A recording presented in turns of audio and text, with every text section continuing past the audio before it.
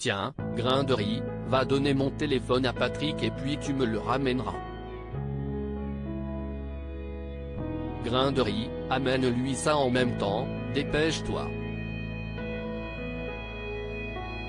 Cette séquence d'Isabelle Balkany s'adressant à l'un de ses employés d'origine vietnamienne de la mairie de Levallois-Perret en 2002 a marqué les esprits, refaisant surface en 2020 dans l'émission Ça vous regarde, sur LCP, au beau milieu de la pandémie de coronavirus. Ce surnom a en effet été jugé raciste par la plupart des personnes ayant visionné l'extrait, la journaliste Ligne Lan Dao notant même sur Twitter, « Ceci n'est pas une relation entre une femme bourgeoise et son employé. Si est du racisme ».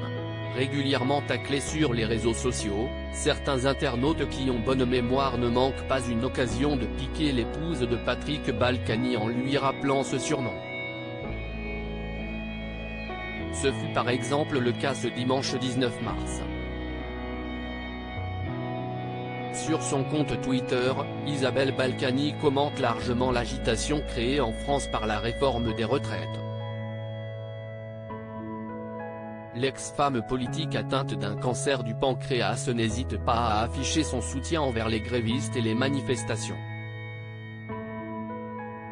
Vous pensez, la Balkany elle va emmener grain de riz en manif ?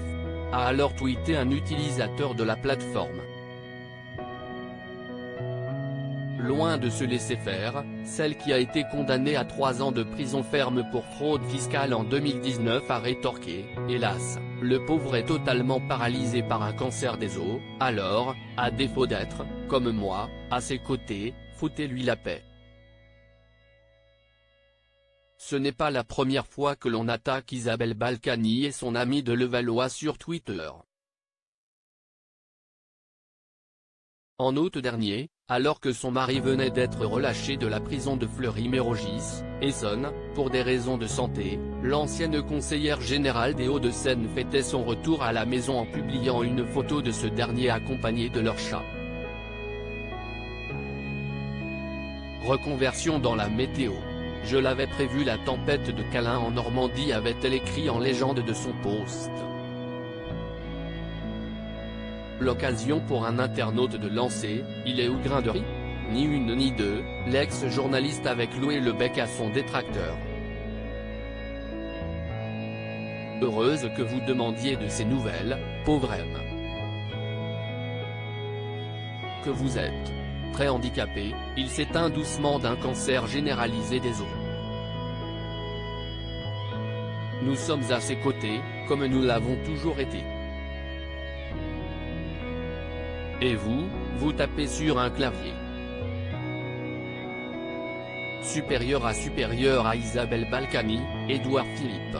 Ces politiques qui ont révélé ou caché une maladie. L'ancienne employée de Levallois-Perret pas choquée par ce surnom lorsque la polémique autour de l'employé surnommé Grain de riz avait éclaté. L'homme, de son vrai nom d'Anne, s'était exprimé auprès de France Info, dont les propos avaient été repris par Le Parisien en 2020.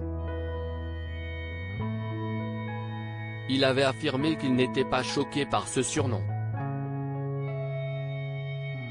Au début, je ne comprenais pas, mais on se connaît bien, si est-il de l'humour, de l'amitié entre nous, assurait-il.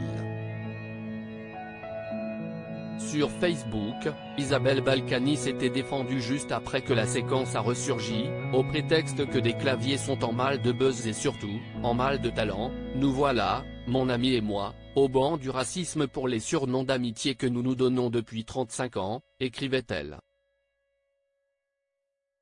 Moi, à la mairie, tout le monde m'appelle graine de semoule ou macroute, note de la rédaction, pâtisserie maghrébine, parce que je viens d'Afrique du Nord, alors il faut arrêter, avait-elle répondu à l'AFP. Crédit photo, Christophe Clovis.